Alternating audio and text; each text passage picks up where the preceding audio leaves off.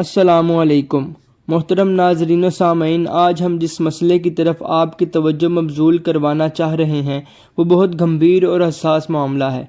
سلطنت ہداداد اسلامی جمہوریہ پاکستان میں باشندگان سلطنت اتنے زیادہ مسائل کا شکار ہیں کہ پاکستان کو پاکستان نہیں ازراہ طنز مسائلستان کہا جائے تو کیا غلط ہوگا۔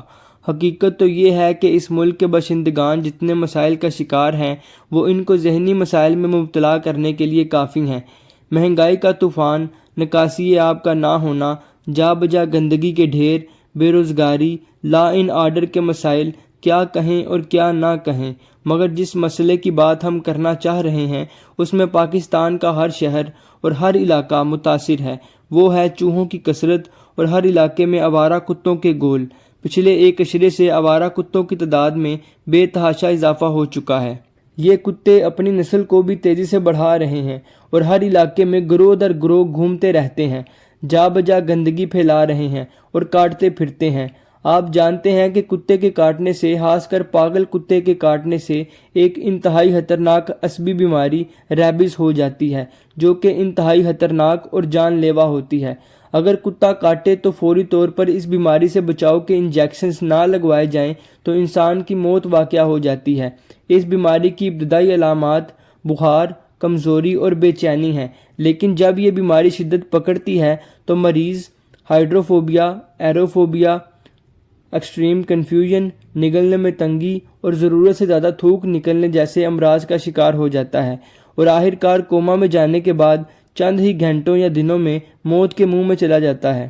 اکثر دیکھا گیا ہے کہ کتوں کے گروہ بچوں پر حملہ آور ہو کر انہیں زخمی کر دیتے ہیں اور بعض ہلاکتیں بھی ہوتی ہیں۔ یہ آوارہ کتے گلیوں بازاروں میں گھومتے رہتے ہیں اور گندگی ڈالتے رہتے ہیں، خاص کر قبرستان ان کا ٹھکانہ ہوتے ہیں جہاں پر یہ قبروں کی توڑ پھوڑ کرتے رہتے ہیں، جو کہ انتہائی قابل افسوس امر ہے۔ یہ انسانیت کی توہین ہے۔ اس ویڈیو میں آپ گجرات کے ایک قبرستان کے مناظر دیکھ سکتے ہیں جہاں پر آوارہ کتوں نے بہت زیادہ قبروں کی بے حرمتی کی ہوئی ہے۔ یہ مر جانے والوں کی تذلیل ہے۔ اس پر ایکشن لینا انتہائی ضروری ہے، لیکن افسوس سے کہنا پڑتا ہے کہ نہ حکومتی سطح پر اور نہ ہی ادارہ جاتی سطح پر کوئی ایکشن لیا جا رہا ہے۔ آخر ایسا کیوں ہے؟ یہ آوارہ کتے بڑی سڑکوں پر بھی آوارہ گھومتے ہیں اور ٹریفک کے حادثات کی وجہ بھی بنتے ہیں۔ اس کے علاوہ سڑکوں پر لگائے گئے پودوں کی بھی توڑ پھوڑ کرتے ہیں۔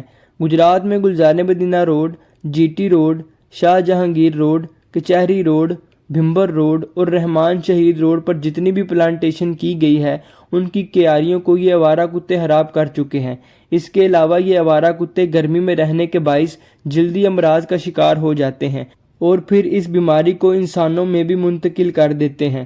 آوارہ کتوں کے ان گروہوں نے تمام شہروں اور دیہاتوں میں انسانوں کو پریشانی میں مبتلا کیا ہوا ہے۔ حکومت اور متعلقہ ادارے اس سے آگاہ بھی ہیں لیکن وہ کچھ بھی نہیں کر رہے۔ یہ انتہائی قابل افسوس امر ہے۔